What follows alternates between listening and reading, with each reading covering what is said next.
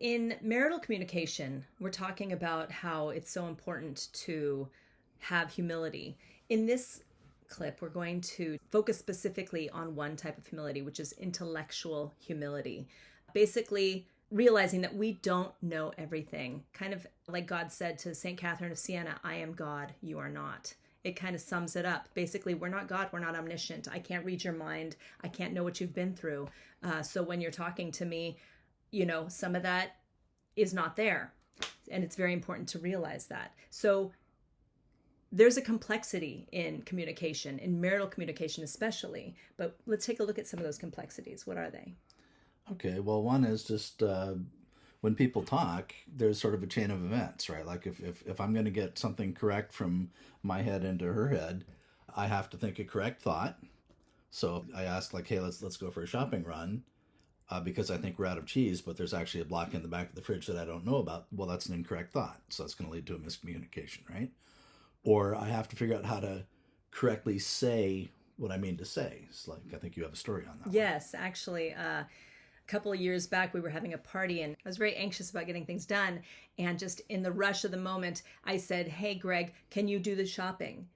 And I said it very quickly. I was probably facing the other way.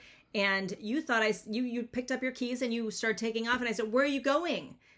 The shopping's right here. And you're like, oh, I thought you said shopping. So, honest mistake, but that's part of communication, right? Yeah. Yeah. So then the words have to come out right. So like possible mispronunciation like we just saw. And so that's like my half getting it out. Then on the other person's side, they have to correctly hear what I'm saying, right? So if it's loud or noisy, she's not going to hear what I'm saying. Or if I'm facing away from her or something like that, then the listener has to correctly understand the words, right? So words can have more than one meaning. And sort of the famous example is the Abbott and Costello who's on first routine. I mean, it's ridiculous, but I mean, it proves the point. And then finally, the listener has to assign the right overall meaning, right? So let's say someone says to me, nice shirt, right? And everything's correct up to that point. Okay, well, I got to give the right meaning.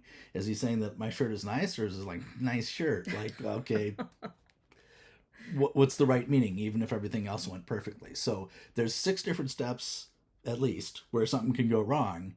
And so if you're going to be humble about this, like intellectually humble, you can't just assume that it's automatically the other guy's fault, right? Right. Communication's their fault.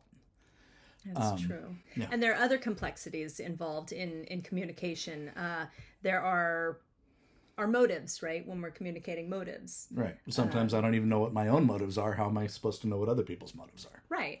And circumstances, I in talking to you, maybe you just came home from a really hard day's work and if I see that you're upset, I might think that, oh, well, he's upset at me. Why is he so upset at me? But I'm not realizing that, hey, there are some circumstances involved here that I don't know about, or thoughts, you might be thinking one thing, I'm thinking another, and I can't read your mind. Feelings, maybe you're hurt and I don't realize that, you tend to really hide your feelings well, or I don't know if it's a guy thing. I know that I really show my feelings.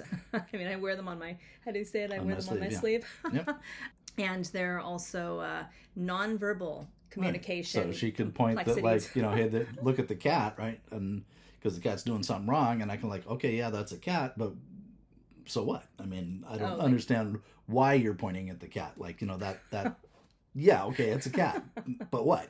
Right. Yeah. So there are all these complexities in communicating that we don't really think about. We just kind of assume we understand what you're saying, but it's really important that we're aware of these complexities so that we can keep in mind, okay, I might not be understanding what you're saying, right? Yeah, exactly. So that's intellectual humility, just realizing that things are way more complicated and we can't possibly know it all.